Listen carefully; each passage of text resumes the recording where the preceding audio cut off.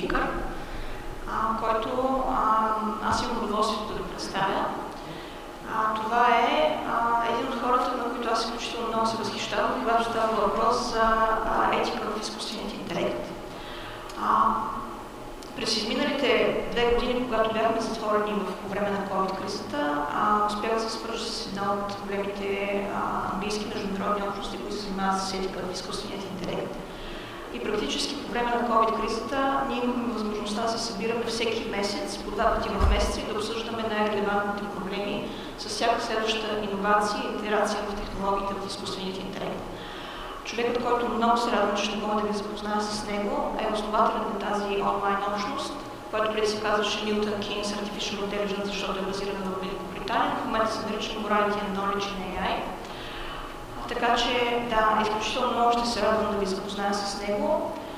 Не знам дали е все още. Колкото разбрах, още не е включено. Дискусията, която стартирахте за изкуствения интелект, наистина е много интересна, тъй като много често, като че ли етиката и правните аспекти и възприемането на технологията е нещо, което оставаме по-назад. Аз ще споделя едно мое мнение и ще ми е много любопитно дали по какъв начин ти го възприемаш, но преди известно време имах възможността да се запозная с един много интересен документ.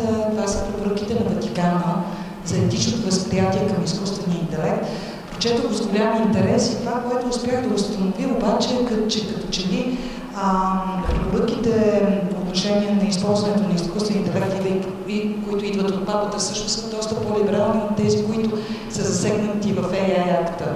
Има ли нещо подобно и дали Европа не се затваря прекалено много за технологията и за развитието на изкуствения интелект, до степен, която може да стане почти невъзможно разработката или на такъв тип технология реализирането?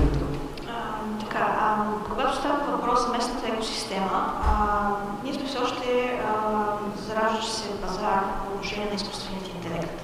И притеснението винаги съществува, че когато нещо свръх много се регулира, това може да задуши иновационният импулс. Практически има много спорове по темата. Аз познавам инвеститори, които са серийни инвеститори, които обичат да инвестират в подобни технологии, които се притесняват, че Европа изключително много изостава от гледна точка на патентите в изкуственият интелект. Когато се патентова някаква нова технология, обикновено е по-трудно да се дефинира кои подходи са етични и кои подходи не са толкова етични. И винаги примерът, който обичам да използвам от тази гледна точка е за здравеопазването. Когато, не знам дали сте имали възможността, но можете да отидете в Хага, в Маурис Хаус. Там може би там са едни от най-хубавите творби на изкуството в света. И има една много тъмна зала, в която влизаш, в която практически виждаш на Рембрандт една творба, която се нарича операцията. Където винаги, когато гледаш от етичната гледна точка, започваш да се чудиш колко е било етично да се изрисува точно този момент. Откриването на различните анатомични елементи от човека. Практически трябва да бъдем много внимателни, защото когато са се правили основните и ключовите иновации в медицинската сфера, част от тях са се считали за напълно неетични. Колко хора са били изгорени на глад, защото са казали, че света не е плосък, примерно. Колко от нас, хората, които обичаме да се занимаваме с наука и с иновации, се подлагаме до една известна степен на риск, защото искаме да иновираме в определена сфера. Но да, предполагам, че Римо-католическата църква си е взела определени изводи, си е направила от своите подходи исторически към отношението към иновациите. И считам, че е много важно за нас да не задушаваме нашия иновативен импулс, само защото може някъде да има някакъв етичен проблем. Етичните проблеми обикновено се разрешават с течение на времето и може да се предотврати нещо, което е изключително ценно и важно за човечеството, да излезе на бял свят, ако твърде много се фокусираме само върху легалните аспекти или върху твърдата дума на закона. Аз ще ползвам възможността, че имаме възможността да си говорим на живо, тъй като доста, за съжаление, последните 3 години предимно онлайн имахме така много интересни дискусии, но спомнайки малко по-рано специално с медицинските данни, наистина в момента това е един от най-острите проблеми. Аз тук даже ще надградя малко темата, какво се случва и Какво предвижда Европа по отношение на данните, които се събират от устройства, които даже не са произведени в Европа? Тоест, има ли някакъв контрол в цялото нещо и има ли някакви възможности за разрешаване на този проблем? AI закона, който сега ще влезе, е с отношение, има екстра териториално отношение, което означава, че той ще може да регламентира и продукти и устройства, които те първо навлизат в нашия пазар. Проблемът с това обаче е, че да, wearables. Преди известно време, когато излезнаха първите умни часовници, моята мисъл беше няма шанс. Просто няма никакъв шанс аз да нося нещо, което да разнася моите данни, да ги сторвам някъде в някакъв клауд. Но с течение на времето всички се научаваме да живеем с тази иновация. В момента притежавам такова устройство. По отношение на личните данни и по отношение на тези неща, които влизат в Европа отвън, трябва да бъдем много внимателни за корпоративните информационни масиви. На практика GDPR е хубаво, че съществува, но не винаги се спазва и не се спазва от някои от най-големите корпорации. Мога да ви кажа с едно 90% сигурност, че в момента имейли, които сте изтрили, комуникации, които сте изтрили, информация, която е с 10 години назад, дори 15 години назад, аз мога да я екстрактна от вашия Google. И това аз го открих, като работя с моите собствени информационни масиви. Когато изтрите един имейл, това не означава, че имейл е изтрит. И правото да бъдеш изтрит, което е фундаментално право в GDPR, в момента не винаги се прилага. Така че, да. Много интересно. Много се радвам. Разбрах току-що от колегите от техническия екип, че господин Флечер вече е с нас, така че нямам търпение да чуя малко повече. Hello, Mr. Fletcher. Hi, Richard. Thank you for managing to jump in. I was just explaining to everybody that you are this huge inspiration for me on the topic of AI and AI ethics. I'm very happy that you're here and that I have the opportunity to introduce you to my local digital ecosystem. Very welcome. You inspire me too. It's a great pleasure to be here and good afternoon to you and everybody else. Thank you, Richard. Yeah. So, would you like to share some slides with us or would you like us to have them? I would very much. I'm just going to prepare that now. It is disabled currently. So I will need the host to allow me to do that. Yeah. Just needs those settings changing and then here we go. Great. Thank you very much.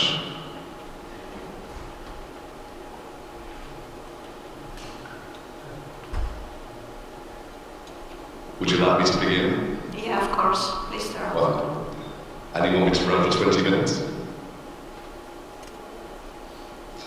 Thank you very, very much again for the opportunity to be here. I'm delighted to have the chance to talk about AI ethics and I suppose our perspective on it, which is around the importance of diverse thinking. I'm Richard Foster-Fletcher. I chair an organisation called MKAI.org. That's Morality and Knowledge in Artificial Intelligence. And I want to share with you this picture to start with. It is a Nikola hydrogen truck. And in 2019, a promotional video was made with this truck. With this tagline here, behold, a 1,000 HP, zero-emission Nikola 1 semi-truck in motion. Now, that sentence is correct. The truck was in motion. But later on, we found that this particular truck had been towed to the top of a hill. It had the batteries removed for safety reasons. The door fell off, so they had to gaffer tape it back on, and then they put the truck in neutral and they rolled it down the hill.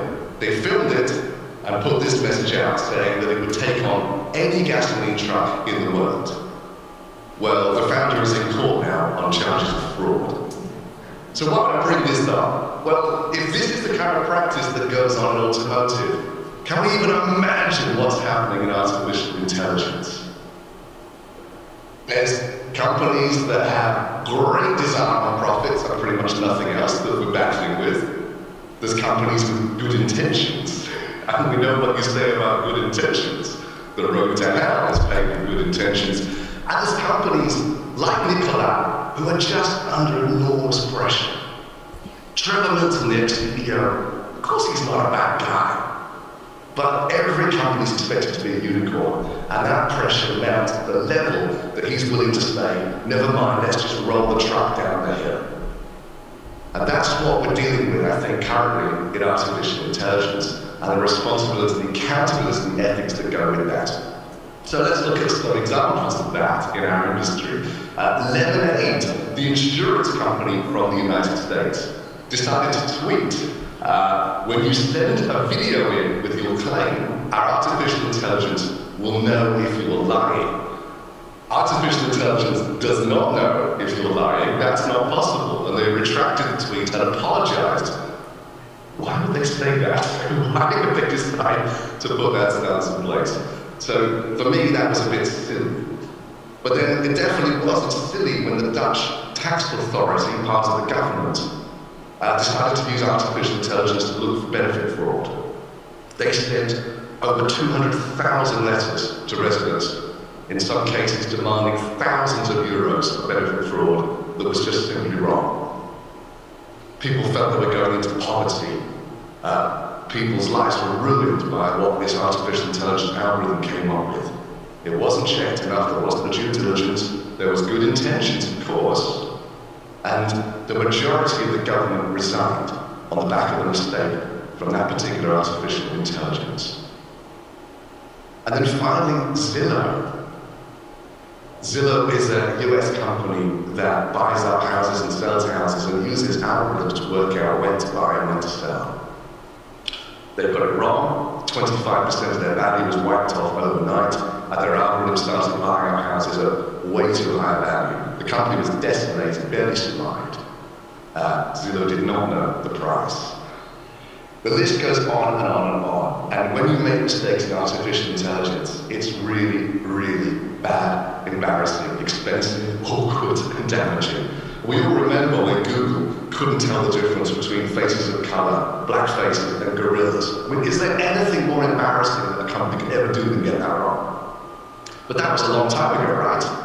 Well, not exactly. When we spoke to a company in the Nordics, a medtech company, just last week, they're working on a laser-based system that analyzes skin and looks for potential disorders.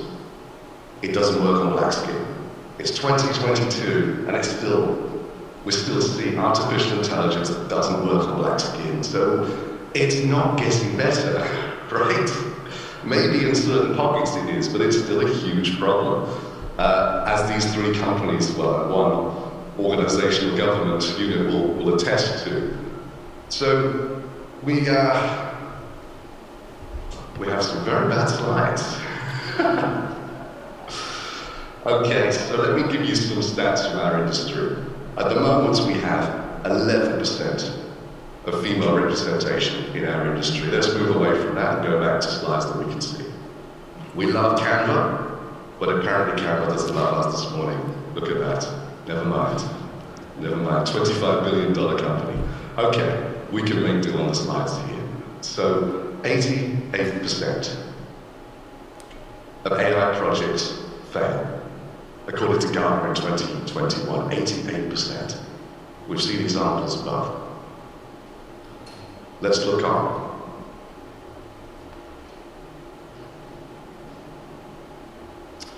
We also know that 44% of those are for ethical reasons. And let's look at why that is, apart from the fact that Canva does not work. So, AI is not food. Now, this might sound silly, but this came up recently in a conversation with the UK government. I won't name the department, but here's how the conversation went. They produced this AI ecosystem map for assurance and ethics. And I looked at it, and I called them up, and we had a conversation, because everything on that map was about expertise. And we said to them, AI is not food. And AI is not drugs. It is not enough to just use testing, research, and expertise. So I'll say that again. AI is different. AI is more like climate change for me than it is FDA analyzing a drug or the health authority analyzing food.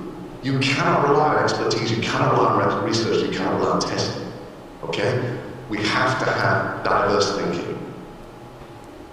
It is so difficult to see the downstream ramifications and problems and risks that can come from the use of artificial intelligence. It's very, very hard to see. So we need diversity. In fact, we desperately need diversity.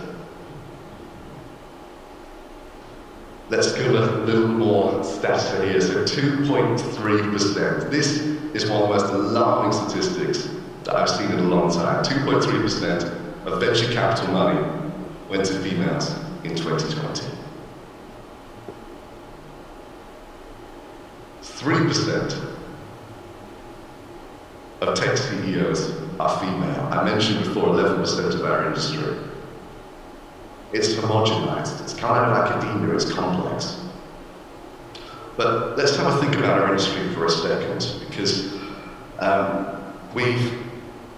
we've got more of a problem with companies anyway. We know there's a toxic relationship at the moment with companies and their relationship with profit. We know that because, of course, our earth is being so heavily damaged by it. And we know that because we have this incredible inequality. But in our industry particularly, it's prevalent for a number of reasons. One, the tech companies are so powerful, they know so much that they can take on nation states.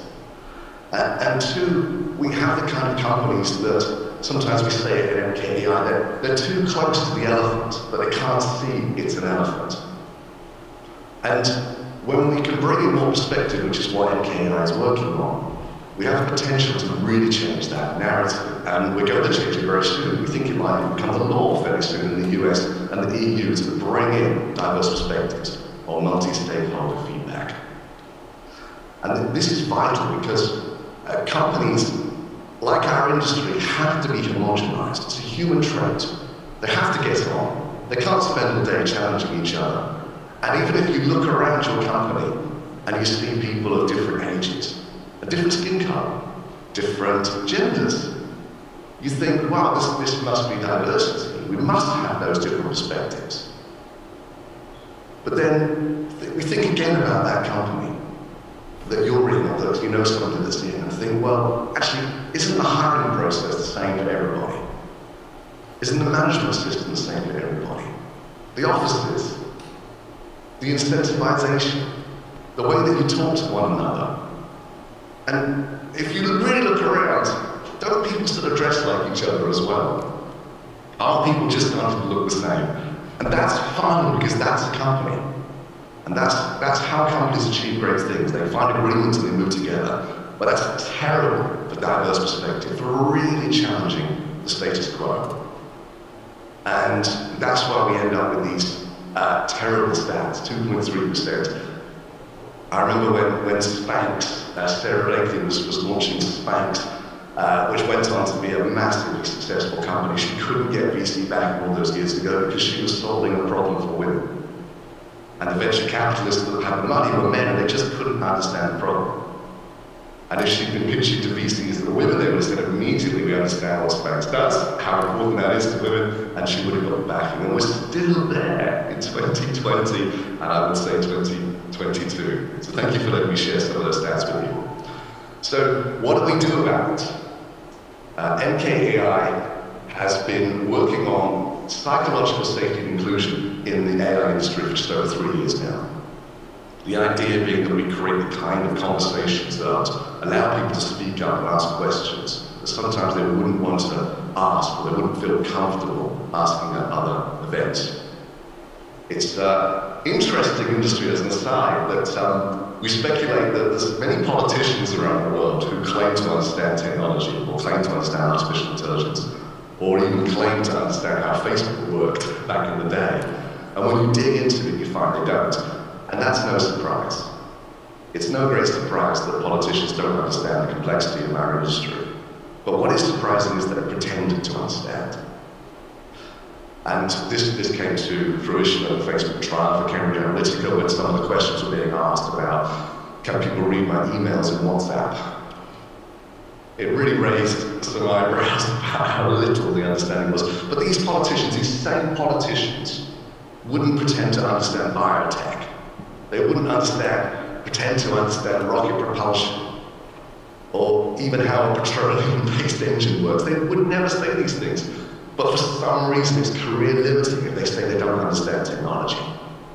So we have this great pretense going on that's allowed these tech companies to flourish because nobody dares say, we don't know what you're doing, we don't understand it, because it doesn't help your career, particularly in politics.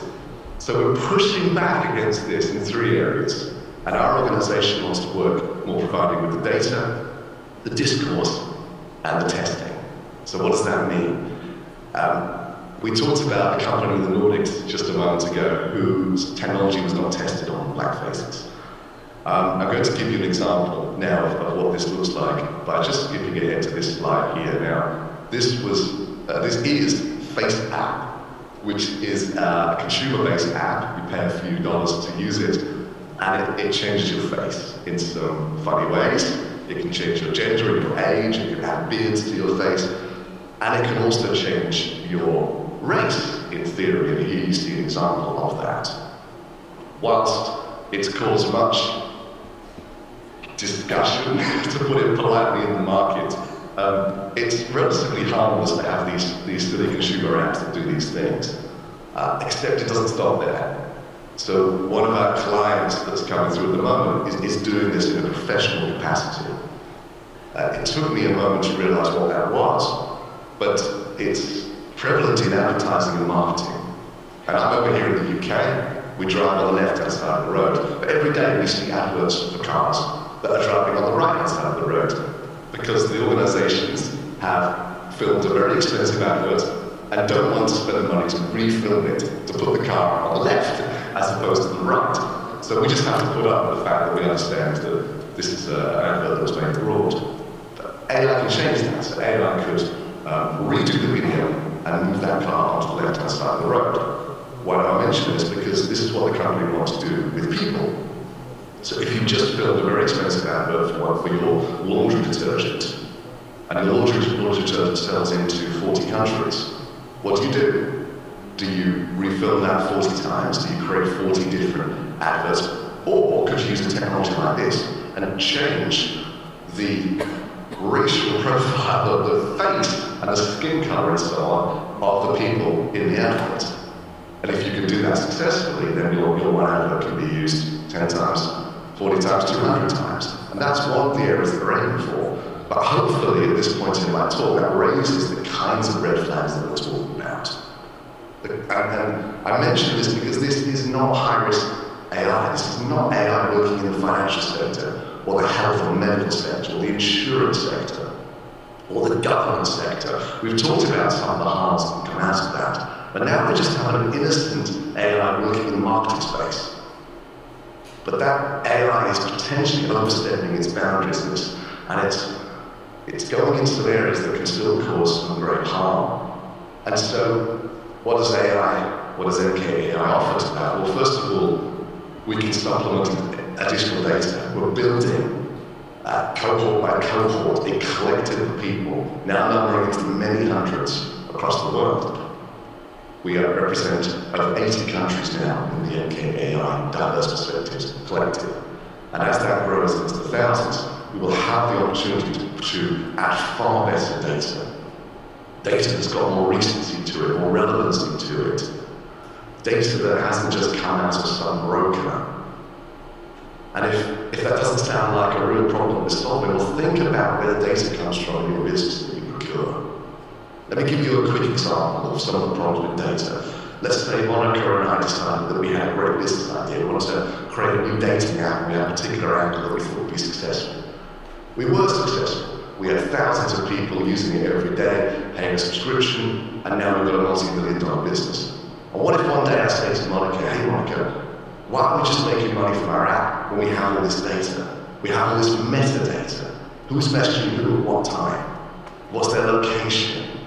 How are they responding to each other? How much time elapses between messages? We don't have the text, right? Let's say that's encrypted. We don't touch the actual message, but we have all the metadata around it. And we put that out into the market and we sell it. But we never intended to create that data. It was a byproduct. It was the exhaust of the product we'd actually created. But our waste, our exhaust waste, is being picked up and used by other companies as their core data, but it's never intended for that use. And that difficult circle of data is happening all the time. So there's great opportunity to provide far better data. And then discourse. This is where we get to challenge. We work with one company, they were analyzing flight data from Africa, and we said to them, how are you collecting data from Uganda? This was a few years ago. And they said, well, the same as everywhere else. But one of our collectives said, well, you can't be, because they only use paper tickets in Uganda at this time. And they checked the data, there's nothing from Uganda. The whole country had been missed in the database, didn't spot it. This kind of discourse where there was a consortium buying hygiene products in South Africa who would stop buying them from a particular supermarket. It took the supermarket months and millions of rand to work out why this group of white board members could not figure out how this group of black ladies, in this case, were buying products, and they were changing their lives, they were changing their marketing, they were investing in all sorts of new products and areas and solutions. They couldn't figure it out. We must have this discourse, and that's what our vast community offers. And finally, the testing. Does this product work? And let's come back to our company working on the changing the races of people. We would very quickly say to them, that does not look like a Africana, because that does not look like a woman from the Philippines. You're going to look very stupid. This is going to be a PR disaster. You cannot just adjust on this face digitally and expect it to look real. So these are the kinds of conversations that we're having all over the world. And this is I'll just read you this just to finish, and thank you so much for listening to me today. The EU AI Act is a flagship initiative for ensuring safety and trustworthiness of high-risk AI systems developed using the EU. Great. It guarantees, we'll see, the safety and fundamental rights of people and businesses while strengthening the uptake, investment and innovation of AI. So I add, well, you're really going to need diverse thinking. We haven't got that yet in the UK. I don't see it yet in the EU. It's starting to bubble up in the US. We are early to this, but we're going to keep building, keep getting those diverse inputs in, and challenge the companies and organizations and governments and so on to think differently, to have more of a mind, to realize how narrow their viewpoint is naturally by being together in that organization. And hopefully we're going to make an impact to make AI fairer, more equitable, sustainable, and better serve those that was intended to help in the first place. And if you want to talk to me or the team, it's team@mkai.org. And thank you again for sharing some of your time with me today.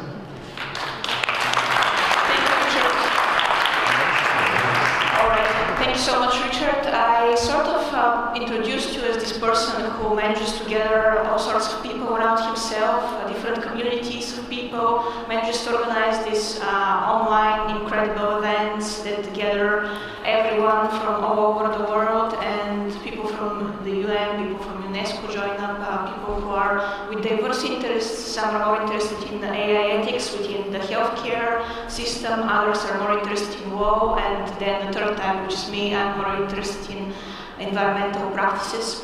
So just one single question. How did you manage to build that type of ecosystem and community around what you're doing and around what MKAI is? You say some very kind things, but you know, there's no great plan. Man makes plans and God laughs, right? So you just have to. I think what I did personally is I put the sails up in the boat, that's all. And the timing in the moment has constantly increased the wind that's blowing on those sails. And it's happening more and more every day as the world becomes more extreme. There becomes more and more of a place for those like us who our only message is it possible that we can open our minds a little bit more to other perspectives? And the gentleness, I think, that we come at this from, and inclusivity means that we have to go a lot slower than we'd like to. But I think it's better than being completely mission-driven, because I think then you become a bulldozer and you just focus on the goal and nothing else. And we're always going to have problems in the world, so I guess we're just a little bit more journey-focused, and perhaps that's the thing that brings more people along with us for that journey. Thank you so much, Richard. I did hope to be able to see you next year in Bulgaria, probably, and hopefully we can do an MKAI Green meeting in the UK next year as well. Thank you so much. Cheers.